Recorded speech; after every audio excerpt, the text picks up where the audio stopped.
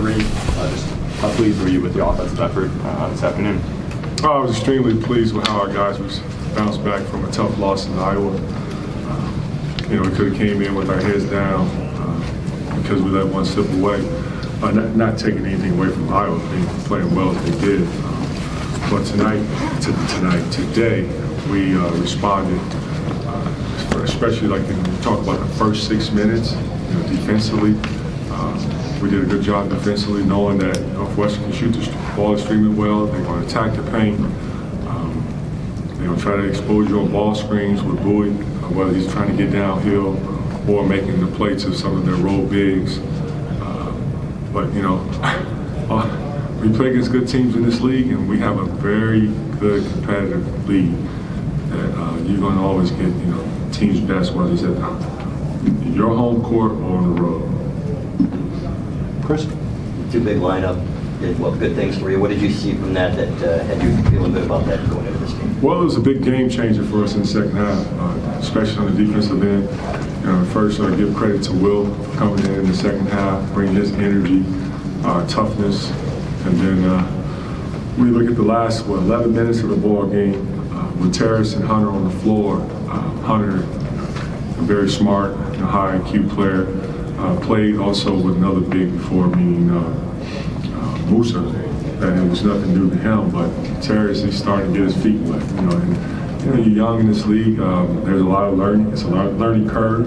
There's a lot of learning that happens with the game of basketball that Terrace has embraced. I see that there are going to be some times when we have to go to that lineup. There are times to go, be a difference maker for us on the defensive end as well as for rebound. Juwan, Phil Martelli mentioned that you ran that two big lineup when you were in Europe this summer. What has Terrace done, or is it Hunter done to make now the time to unveil it? Well, you have Hunter, who's a willing passer. Terrace is athletic, big, strong. On the defensive end, he impacts winning and doing all the little things, whether it's loose balls, rim protection, rebounding, offensive and defensive glass. But offensively, he's also a lob threat. And as you can see, when Doug gets in the paint, Doug is able to make plays, and guys commit. Doug is able to find whether shooters or Terrace, who's underneath the block. But Hunter, he embraces the fact too that you have another guy that's going to help him rebound. And at times we're going to face big teams in our league, and you look at Baran playing with Nicholson. You take a look at Indiana, with Jackson and Thompson, and then as we all know, there's more. We don't throw different lineups and see what works, but I see there's a lot of growth in that lineup. Coach, on your back right with Jennifer. I have two quick questions for you, Juwan. Do you have a nickname for the two big lineup yet? No, I do not. I heard Thump and Bump from Terrace. What do you call? Thump and Bump. Thump and Bump. Did he give you the why? And he gave us one of these. Thump and Bump, I have to ask him the why. And then just let me ask you, how a game like this, kind of gritty, resilient, or some of the words your players used, how a win like this can really help you guys later down the stretch in the season and in a Big Ten that is so tough to win in? Well, every game matters, but having a win on your home court in front of your home crowd, that helps big time. It was nice to see that support behind us. It also brings, it helps you get another stop on the defensive end. It also ignites you when you see the ball going in the basket, when you hear the crowd extremely, into the game and supporting, the hard work that's being displayed on the floor. We have 1 day of rest, and we're right back at it again on Thursday versus another tough team in our league. And that's what we expected throughout the year. There are a lot of coaches have been saying this is, one of the best, if not the best conference in college basketball. I would say we're definitely one of the best Power 5 conferences in basketball because, every team, you're going to get their best. Andrew? with Terrace, can you give some insight into what he's like kind of behind the scenes at film study or practice or any of your one-on-ones with him? Well, I tell you this, he's a very funny guy, so when I heard that name that he's throwing around, it doesn't surprise me. I just got to go back and ask him why. But, he's a young man that's always engaged into learning. He asks great questions. He also, two of us get, one-on-one work in at times, or it's, Terrace and Hunter together with myself. He's also a worker in the weight room. He's done an amazing job with his diet, on how he's, really invested in himself. And I see that maturity that he's just a freshman. He's scratching the surface. I see a lot of growth in this young man. Lindsay? In the second half, you guys were a lot more aggressive on the boards. How important was that intensity, that effort for the success today? Yes, it was big, huge, because Northwestern, they averaged over 11 offensive rebounds per game.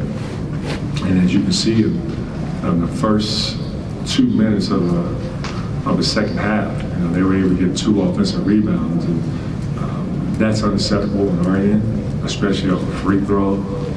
That's built on effort and grit. And then to get another offensive rebound off the layup, they were quick to the ball. So I needed to find something that would ignite us. But I knew Will would be that guy with this toughness, and he's just scratching the surface too. This is his, you could say, freshman year, but we trust that when Will comes in the game, he's going to give us the light that we need. Will, Jace, Terrace, those 3 guys, and then you also can throw Isaiah Barnes in there too. Those 4 guys give us that energy that we need. Tony? Yeah, just a little more about the freshmen, 3 freshmen on the court during winning time to close that game out. Is this about that time of year where you would say freshmen are no longer freshmen, and just where are they? No, they're still freshmen.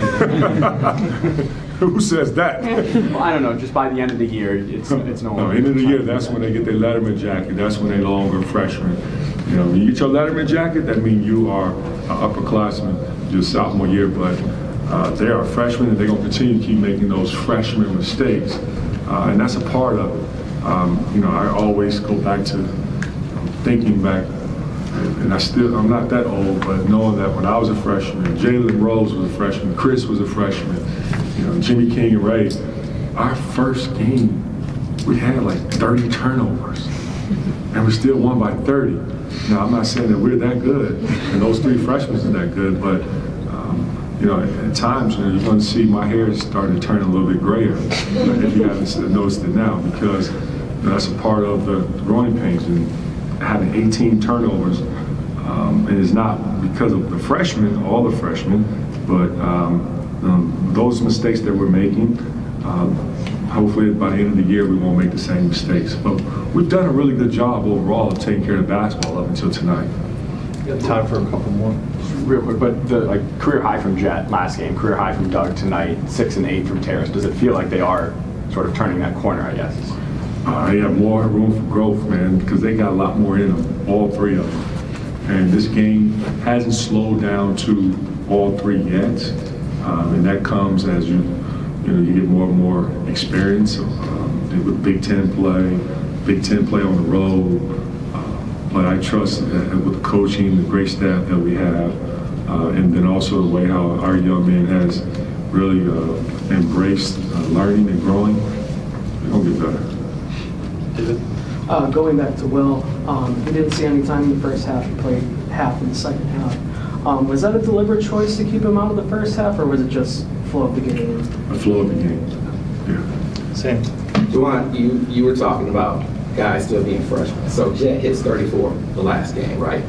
Comes out in this game, starts out hot. And then he starts finding his teammates. 7 assists to lead you in this game. That's not freshmen. Like a lot of freshmen just jacking that situation. So is that feel? Is that coaching? Yeah. Or is it both? No, actually, that's a great question.